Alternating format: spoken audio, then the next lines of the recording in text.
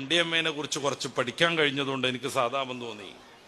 ഒരൊറ്റ പ്രാവശ്യം ആ സാധനം മൂക്കിലൂടെ കയറിയാൽ അഡിക്റ്റ് ആകുമെന്നാണ് ശാസ്ത്രാഭിപ്രായം.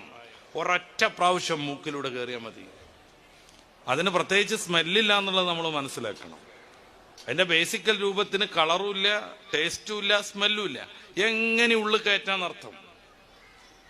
4-5 പഞ്ചസാരയേക്കാൾ ചെറിയ തരി കയ്യിൽ എവിടെയെങ്കിലുമൊക്കെ ഒന്ന് അമർത്തി വെച്ചിട്ട് ടൂറിന് പോണ ബസ് കയറിയിട്ടുണ്ട്, അങ്ങോട്ടും ഇങ്ങോട്ടും ജോഡി വിരിച്ചെന്ന് മിന്നാമിന്നി ലൈറ്റ് ഇട്ടിട്ട് ഒരു കളിവിറ്റങ്ങൾക്ക്. അതിൻ്റെ ഇടയിലൊന്നും കൂടെ ഒരതി മൂക്കിലൂടെ എടുത്തിട്ടുണ്ടെങ്കിൽ അവന്റെ കൈ യാദൃച്ഛികമായിട്ട് മൂക്ക് തട്ടിന്നേ കുട്ടി വിചാരിക്കുള്ളൂ. പക്ഷേ 24 മണിക്കൂർ കഴിയുമ്പോഴേക്ക് കുട്ടി വയലന്റ് ആവാൻ തുടങ്ങും, തല ചുമരിലിടിക്കും, ഭ്രാന്ത് പോലെ കാണും. ഈ സാധനം പിന്നെ കിട്ടിയിട്ടില്ല എന്നുണ്ടെങ്കിൽ ആ കുട്ടി തല ഇടിച്ചിട്ട് ചുമരിൽ ഇടിച്ച് തല പൊട്ടിക്കും. കൃത്യമാ നേരം നോക്കി ആദ്യം തേച്ചെടുത്തോൻ വിളിക്കും, ഒന്ന് പുറത്തു പോയല്ലേന്ന് വെച്ചിട്ട്. പുറത്തു പോണ എനിക്ക് തല വരുത്തിട്ട് വയ്യാന്നറിയാൻ. അതിന് മാർഗമുണ്ടെന്നും പറഞ്ഞ് ഒരു വട്ടം കൂടിയും കൊടുക്കും. 2-3 ദിവസം സൗജന്യമായിട്ട് ഇത് കിട്ടുമ്പോഴേക്ക് ആ സാധനം ഇല്ലാതെ ബാലൻസ് കീപ്പ് ചെയ്യാൻ കഴിയില്ല കുട്ടിക്ക്, ആടിക്കൊണ്ടിരിക്കും. മാരകമായ മയക്കുമരുന്നുകളുടെ അഡിക്റ്റുകളായാൽ ഉമ്മ ദ്വേർന്നിട്ട് വല്യമ്മ ദ്വേർന്നിട്ട് രക്ഷപ്പെട്ടാലല്ലാതെ, ഓന്റെ പഴയ ഉസ്താദിനെ കണ്ടിട്ട് ദ്വേർക്കാൻ പറഞ്ഞപ്പോ മൂപ്പരാള് ദ്വേർന്നിട്ട് രക്ഷപ്പെട്ടാതല്ലാതെ ഒരു മരുന്നുകൊണ്ടും അവനെ രക്ഷപ്പെടുത്താൻ സാധ്യല്ല നിലവിൽ. എന്നെ ഖത്തർക്ക് വിളിച്ചോണ്ടിരിക്കണ ഒരു വാപ്പ, ഒന്ന് വരണ ഒരു 5 ദിവസത്തിനൊന്നും പറഞ്ഞുണ്ട്. എന്താ സംഗതി? മൂപ്പരുടെ 2 മക്കൾ അവിടുന്ന് MDMA അഡിക്റ്റുകളായി. ഇത്രേ മാഴതല്ലാ, 2 മക്കൾ എന്ന് വെച്ചാൽ അയാൾക്ക് 2 മക്കളെ നഷ്ടപ്പെട്ടു എന്നർത്ഥം. ഞാൻ അയാളോടുള്ള തർക്കത്തിലാണ്, ഞാൻ വരുന്നില്ല എന്നും പറഞ്ഞിട്ട്. കാര്യം ഞാൻ പോയതുകൊണ്ടോ ഒരു ക്ലിനിക്കൽ സൈക്കോളജിസ്റ്റ് പോയതുകൊണ്ടോ ആ കുട്ടിയെ തിരിച്ചു കൊണ്ടുവരാൻ പറ്റുമെന്ന് നിലവിൽ പഠിച്ചതനുസരിച്ച് എനിക്ക് പറയാൻ പറ്റില്ല. പിന്നെ എന്തിനാണ് അയാളുടെ കാശൊക്കെ ചെലവാക്കിയിട്ട് പോണത്? ഇപ്പൊ അവിടെ ലീവൊക്കെ വന്നത് കാരണം ടിക്കറ്റിനൊക്കെ ഭയങ്കര വിലയുണ്ട്.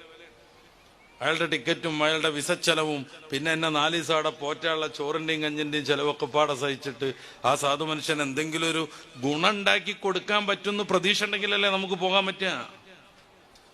ഈടെ കുട്ടിയുടെ ഒരു ബന്ധുവിനെ വിളിച്ചു, നിങ്ങൾ ചെല്ലാത്തോണ്ടല്ലേ CID പൊക്കി നല്ല ഇടിയിട്ടീന്ന്. ഞാൻ പറഞ്ഞു അതുകൊണ്ടെങ്കിലും നന്നാവോ നോക്ക്, എനിക്കെന്തായാലും അപ്പണി പറ്റൂലല്ലോ അവിടെ വന്നിട്ട്. താമരശ്ശേരിയുള്ള എൻ്റെ ഒരു സുഹൃത്ത് വിളിച്ചു, മൂപ്പര ജ്യേഷ്ഠന്റെ മോൻ ഭയങ്കരമായി MDMA അഡിക്റ്റായി, ഒന്ന് വന്നിട്ട് വയലറിന് കൊടുക്കണം, ദയവ് ഇത് വിളിക്കരുത് എന്ന് ഞാൻ പറഞ്ഞു. അവൻ അതൊന്നും കേൾക്കൂല, ഉൾക്കൊള്ളൂല്ല എന്ന് ഞാൻ അയാളോട് പറഞ്ഞ് ബോധ്യപ്പെടുത്തി. ഒരു 4-5 ദിവസം കഴിഞ്ഞപ്പോൾ അയാൾ എന്നെ വിളിക്കണ്, ഇപ്പൊ നല്ല ഉഷാറായിക്കണ്. എന്തേന്ന് ചോദിച്ചു. ഞങ്ങൾ അവനെ വീട്ടിലിട്ട് അടച്ചു, പുറത്തേക്ക് വിടൂല. ഒരു 1.5 ആഴ്ച കഴിഞ്ഞിരിക്കണ്. അപ്പൊ ഇപ്പൊ നമ്മൾ പറയണതൊക്കെ കേൾക്കുന്നുണ്ട്, അതുകൊണ്ട് ഇനിയൊന്ന് വരണം എന്ന് വായിച്ച് മനസ്സിലാക്കിയ വിവരം വെച്ച് ഞാൻ അയാളോട് ചോദിച്ചു, ഓൻ ശരിക്കും MDMA ഉപയോഗിക്കാറുണ്ടോ? ആ ഉണ്ട്. അത് 24 മണിക്കൂറായിട്ട് കിട്ടിയില്ലെങ്കിൽ അവന് വയലന്റ് ആവാറുണ്ടോ? ശരിക്കും ഉണ്ട്. ഓൻ കത്തിയെടുത്ത് കുത്താനൊക്കെ നോക്കലുണ്ട്. ഇപ്പൊ നിങ്ങളവിടെ പിടിച്ചു വെച്ചിട്ട് 1.5 ആഴ്ചയായിട്ട് ഇതുവരെ അവനൊരു പ്രശ്നമില്ലേ? ഒരു പ്രശ്നമില്ല. ഇപ്പൊ നമ്മൾ പറയണൊക്കെ കേൾക്കുന്നുണ്ട്. ഞാൻ പറഞ്ഞു നല്ല കുട്ടി, ഓൻ എപ്പോഴും നിരന്തരമായിട്ട് അത് ഉപയോഗിക്കുന്നുണ്ട് എന്ന്. അപ്പൊ അയാൾ എന്നോട് ചൂടാകാൻ ശ്രമിച്ചു, വെറുതെ തോന്നിയാസം പറയണമെന്നുള്ള നിലക്ക്. ഞാൻ പറഞ്ഞു തോന്നിയാസം പറയല്ല, അവിടെ ആരെങ്കിലും അവനെ സന്ദർശിക്കാൻ വരാറുണ്ടോന്ന് ചോദിച്ചു. അവന്റെ കൂട്ടുകാരൊക്കെ വരാറുണ്ട്. എന്നാലേ അവരൊന്ന് വീക്ഷിച്ചാൽ മതി, എന്താ അപ്പം സൈലന്റ് ആയതെന്ന് മനസ്സിലാവുന്നു. 2 ദിവസം കഴിഞ്ഞപ്പോൾ എന്നെ വിളിക്കുന്നുണ്ട്, അവൻ്റെ ഒരു കൂട്ടുകാരൻ്റെ പേരും പറഞ്ഞിട്ട്. അവൻ എന്നും വരും, എല്ലാ ദിവസവും അവൻ MDMA കൊടുക്കും, അങ്ങനെ അവൻ ഞങ്ങളെ പറ്റിക്കായിരുന്നു എന്ന് പറഞ്ഞു. ഒരൊറ്റ ടൂറ് കൊണ്ട് നമ്മുടെ കുട്ടി നമ്മിൽ നിന്ന് നഷ്ടപ്പെടുന്നു. ഇതിലൊരു തർക്കമില്ല കേട്ടോ. സ്കൂളിൽ യൂത്ത് ഫെസ്റ്റിവലുകൾ നടക്കും, വിവിധ പരിപാടികൾ നടക്കും, സംഘടനക്കാരുടെ ഗാനമേളകളൊക്കെ നടക്കും. ഗാനമേളൊക്കെ വിജയിച്ചു എന്ന് തീരുമാനമാവണമെന്നുണ്ടെങ്കിൽ അവിടെ ട്യൂബ് അടിച്ചു പൊട്ടിക്കണം, കസാര കൊണ്ട് ഏറ് നടക്കണം, എന്നെങ്കിലേ ഗാനമേളൊക്കെ ഒന്നിട്ട് നടന്നു എന്ന് തോന്നുള്ളൂ. അല്ലെങ്കിൽ ഗാനമേളക്ക് ഒരു മായനുണ്ടാവില്ല. ഇതിനിടയിൽ കുറെ കുട്ടികൾ മയക്കുമരുന്നിന്റെ അഡിക്റ്റുകളാവും. നമ്മുടെ ജില്ലയിലാണ് 8 യൂണിഫോമുമായിട്ട് ഒരു സ്കൂൾ കുട്ടിയെ പോലീസ് അറസ്റ്റ് ചെയ്യുന്നത്. യൂണിഫോമിന്റെ കച്ചവടമല്ല, ഓരോ സ്കൂളിലേക്കും പോകുമ്പോൾ അവിടുത്തെ യൂണിഫോം ഇടുവാൻ,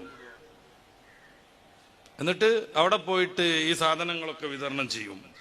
അടുത്ത സ്കൂളിൽ ചെല്ലും, അവിടുത്തെ യൂണിഫോം ഇടും, അല്ലെങ്കിൽ അവൻ പിടിക്കപ്പെടും. അധ്യാപകർക്ക് പരിമിതിയുണ്ട്, മദ്രസ ഉസ്താദുമാർക്ക് വലിയ പരിമിതിയുണ്ട്.